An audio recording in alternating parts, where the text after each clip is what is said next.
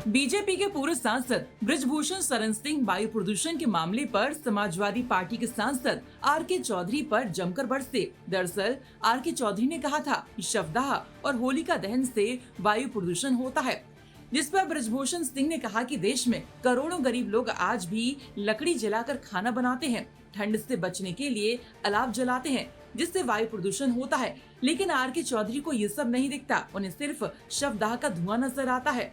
उन्होंने दावा किया कि 1 एकड़ पराली जितना धुआं देती है उतना एक ईंट भट्टा पूरे साल में देता है। लेकिन भट्टों के लिए कानून है, जबकि पराली पर सख्ती नहीं है।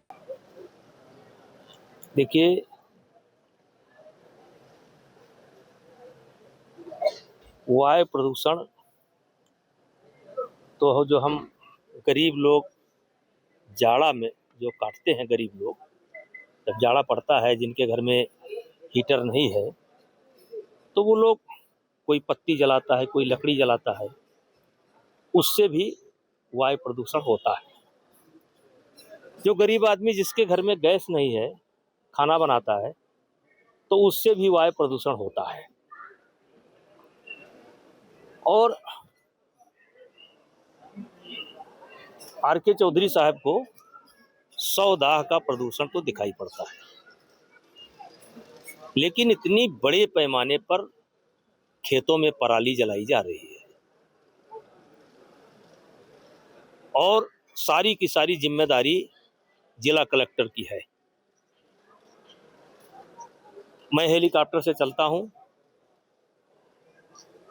तब मुझे जाकर के अनुभव हुआ कि इस पराली का कितना बड़ा प्रभाव आम आदमी पर पड़ता है।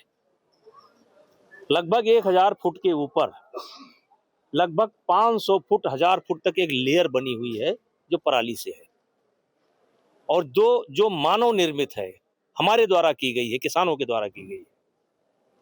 इस पर अगर वो बोलते तो ज्यादा अच्छा होता। अब कहेंगे मैं बोला हूं, और ये सारी जिम्मेदारी कलेक्टर की है। मैंने बिहार में बड़े पैमाने पर देखा, देवरिया में देखा, गोरखपुर में देखा, बस्ती में देखा, अयोध्या में देखा, एक भी कलेक्टर आज तक एक मुकदमा नहीं लिखाया। जबकि अभी भी जांच करा करके देखें तो देख सकते हैं कि किस खेत में पराली जलाई गई है, ये पता चल सकता है। तो हर विषय पर इन लोगों को अपना ज्ञान नहीं देना चाहिए।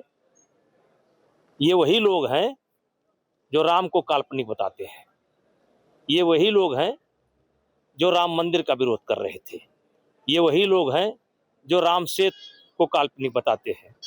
तो इनको ये चाहिए कि बजाय विवादित बयान देने के असली समस्या कहाँ है, वायु प्रदूषण की, वायु प्रदूषण को लेकर के असली समस्या अगर है तो पराली है। उसमें उत्तर प्रदेश बहुत आगे है, बिहार बहुत आगे है। 2 राज्य तो मैं जानता हूं, बाकी का मैं नहीं जानता हूं। तो इस पर सरकार का ध्यान खींचना चाहिए, इस पर इस सवाल को उठाना चाहिए। और मेरा मानना है कि 1 एकड़ की पराली जितना धुआं देती होगी, एक भट्ठा साल भर में उतना धुआं देता है। लेकिन भट्ठे के लिए कानून है।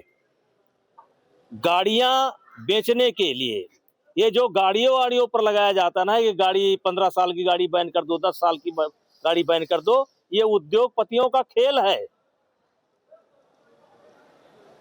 ये गाड़ी बेचवाने का खेल है। अरे अगर इस देश के वायु प्रदूषण को दुरुस्त करना चाहते हो, आम आदमी को जिंदा रखना चाहते हो, तो किसानों के बीच में जाने की जरूरत है, उनको मुआवजा देने की जरूरत है, उनको ऐसे मशीनें दी जाएं जिससे धान की पराली जोती जा सके, और समझाने की जरूरत है। और ना माने तो सख्ती करने की जरूरत है। और ये जो सख्ती होती है साहब ना, ये गाड़ी बेचवाने के लिए होती है, ये कि गाड़ी बिके। 10 साल पर बैन कर दो जिससे जल्दी जल्दी गाड़ी बिके। तो चौधरी साहब का ध्यान जरा अच्छे मुद्दों पर जाना चाहिए। मदन मित्रा है टीएमसी के विधायक, उन्होंने कहा है कि श्री राम मुसलमान है। देखिए, मदन मित्रा वो पहले हिंदू थे। इस देश में 10% 15% छोड़ करके बाकी जितने भी मुसलमान हैं सब कन्वर्टेड हैं। तो चूंकि हमको लगता है कि मित्रा भी कन्वर्टेड हिंदू हैं, इसलिए उनको राम मुसलमान नजर आ रहे हैं। नेताजी बस एक लास्ट सवाल है। कल उत्तर प्रदेश के मुख्यमंत्री योगी आदित्यनाथ ने कहा है कि विधानसभा जब सत्र चला था, मीडिया बोला कि जो कोडिंग वाला मामला चला उसमें समाजवादी पार्टी से उसका बड़ा संलिप्त है। उसमें मुझे जानकारी नहीं है। मुख्यमंत्री जी ने बयान दिया तो सच्चाई होगी तभी बयान दिया है, लेकिन मुझे उसमें कोई जानकारी नहीं है। साथ ही बृजभूषण सिंह ने कहा कि अगर वायु प्रदूषण पर सच में चिंता है तो किसानों को मुआवजा दिया जाए ताकि आधुनिक मशीनें उपलब्ध कराई जाएं, ताकि पराली जलाने की मजबूरी खत्म हो।